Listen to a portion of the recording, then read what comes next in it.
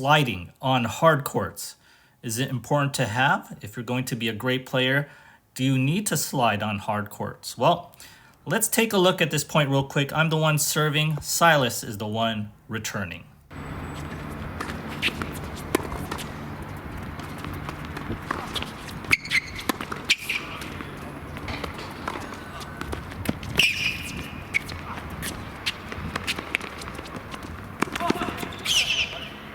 If you can slide on a hard court, then do it. It is very beneficial to your game. Why do we need to slide? Well, what is sliding basically?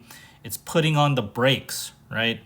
And in tennis, there's a lot of stop and go movements. Everything is a stop and go movement, right? When you're hitting a ground stroke out wide like this, and then you got to come back into the center of the court, right? You need to put on the brakes and then accelerate, and then put on the brakes again and then accelerate. And then in this particular case, right, when Silas gets this ball here and then I do this redrop of a shot, Silas gets to this really quickly. He has great speed, and then he puts on the brakes right here.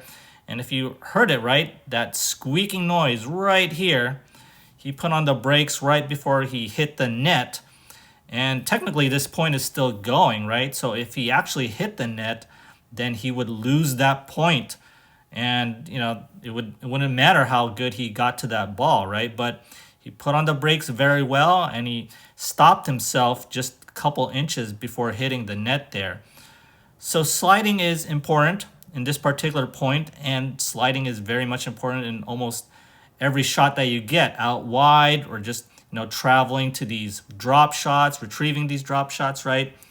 Sliding is greatly beneficial to any tennis player. The thing is, how do you acquire this skill of sliding? Well, Silas here is very fast. He has very good speed. He can get up to any ball, and he has the strength in his ankles to stop, basically stop on a dime.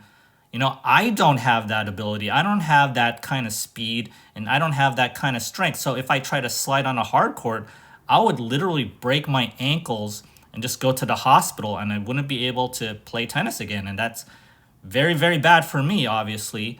You know, so obviously I don't have that ability, but I also don't have the ability to hit 130 mile per hour serves, right? All of us don't have some of these, you know, abilities, and you could still survive on the tennis court without sliding, right? There's a lot of pros out there that don't know how to slide. So you gotta know yourself. If you do have the speed, if you do have the strength, I think you can slide, but I think you gotta know that intrinsically, right?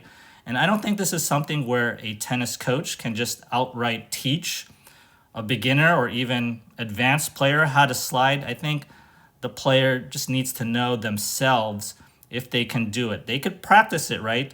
And I think this is something that you can practice, sliding on the hard court. But again, you got to have those physical abilities, because it's a very dangerous thing. Very dangerous even for players who know how to slide. You know, they could still break their ankles, right? So it can be very dangerous. So yes, sliding is very important. If you could do it, then yes, you know, slide on the hard courts. But if you can't, if you don't have that speed or the strength in your ankles to slide, then just don't do it. If you enjoyed this video, kindly do me a favor and hit that like and subscribe button. As always, thanks for watching, and I'll see you next time.